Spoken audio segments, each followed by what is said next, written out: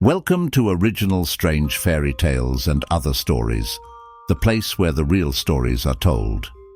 Today I will tell you the original version of Sleeping Beauty, or Little Briar Rose, by the Brothers Grimm.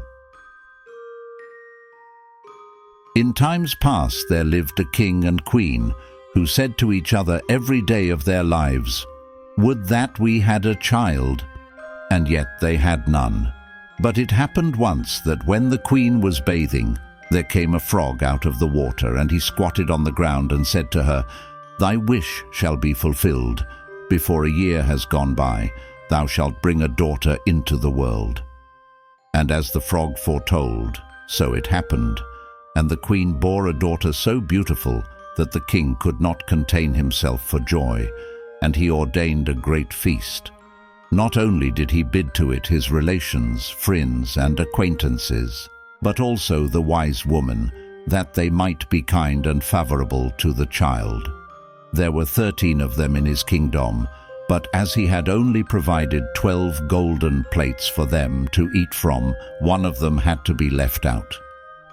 However, the feast was celebrated with all splendor, and as it drew to an end, the wise women stood forward to present to the child their wonderful gifts. One bestowed virtue, one beauty, a third riches, and so on, whatever there is in the world to wish for. And when 11 of them had said their say, in came the uninvited 13th, burning to revenge herself, and without greeting or respect, she cried with a loud voice, "In the 15th year of her age, the princess shall prick herself with a spindle, and shall fall down dead." And without speaking one more word, she turned away and left the hall.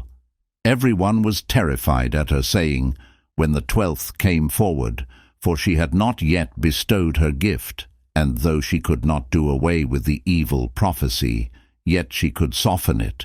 So she said, "The princess shall not die, but fall into a deep sleep for 100 years. Now the king, being desirous of saving his child even from this misfortune, gave commandment that all the spindles in his kingdom should be burnt up. The maiden grew up, adorned with all the gifts of the wise women, and she was so lovely, modest, sweet, and kind and clever that no one who saw her could help loving her. It happened one day, she being already 15 years old, that the king and queen rode abroad, and the maiden was left behind, alone in the castle. She wandered about into all the nooks and corners, and into all the chambers and parlours, as the fancy took her, till at last she came to an old tower.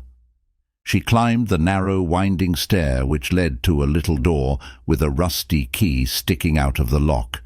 She turned the key, and the door opened, and there in the little room sat an old woman with a spindle, diligently spinning her flax. "Good day, mother," said the princess. "What are you doing?" "I am spinning," answered the old woman, nodding her head. "What thing is that twists round so briskly?" asked the maiden, and taking the spindle into her hand, she began to spin. But no sooner had she touched it than the evil prophecy was fulfilled, and she pricked her finger with it. In that very moment she fell back upon the bed that stood there, and lay in a deep sleep. And this sleep fell upon the whole castle. The king and queen, who had returned and were in the great hall, fell fast asleep, and with them the whole court. The horses in their stalls, the dogs in the yard, the pigeons on the roof, the flies on the wall, the very fire that flickered on the hearth, became still and slept like the rest, and the meat on the spit ceased roasting, and the cook, who was going to pull the scullion's hair for some mistake he had made, let him go and went to sleep. And the wind ceased, and not a leaf fell from the trees about the castle. Then round about that place there grew a hedge of thorns thicker every year, until at last the whole castle was hidden from view, and nothing of it could be seen but the vane on the roof. And a rumour went abroad in all that country of the beautiful sleeping Rosamund, for so was the princess called. and from time to time many kings' sons came and tried to force their way through the hedge, but it was impossible for them to do so, for the thorns held fast together like strong hands, and the young men were caught by them, and not being able to get free, there died a lamentable death. Many a long year afterwards there came a king's son into that country, and heard an old man tell how there should be a castle standing behind the hedge of thorns, and that there a beautiful enchanted princess named Rosamund had slept for 100 years, and with her the king and queen and the whole court. The old man had been told by his grandfather that many kings' sons had sought to pass the thorn hedge, but had been caught and pierced by the thorns, and had died a miserable death. Then said the young man, "Nevertheless, I do not fear to try. I shall win through and see the lovely Rosamund." The good old man tried to dissuade him, but he would not listen to his words. For now the 100 years were at an end, and the day had come when Rosamund should be awakened. When the prince drew near the hedge of thorns, it was changed into a hedge of beautiful large flowers, which parted and bent aside to let him pass, and then closed behind him in a thick hedge. When he reached the castle yard, he saw the horses and brindled hunting dogs lying asleep, and on the roof the pigeons were sitting with their heads under their wings. And when he came indoors, the flies on the wall were asleep.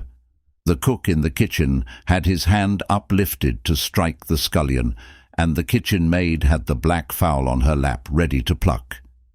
Then he mounted higher, and saw in the hall the whole court lying asleep, and above them, on their thrones, slept the king and the queen.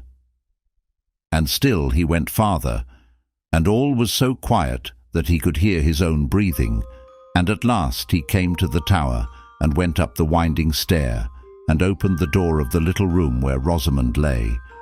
And when he saw her looking so lovely in her sleep, he could not turn away his eyes, and presently he stooped and kissed her, and she awaked, and opened her eyes, and looked very kindly on him. And she rose, and they went forth together, and the king and the queen and whole court waked up, and gazed on each other with great eyes of wonderment. And the horses in the yard got up and shook themselves, the hounds sprang up and wagged their tails, the pigeons on the roof drew their heads from under their wings, looked round, and flew into the field. The flies on the wall crept on a little farther. The kitchen fire leapt up and blazed, and cooked the meat. The joint on the spit began to roast. The cook gave the scullion such a box on the ear that he roared out, and the maid went on plucking the fowl. Then the wedding of the prince and Rosamund was held with all splendour, and they lived very happily together until their lives' end.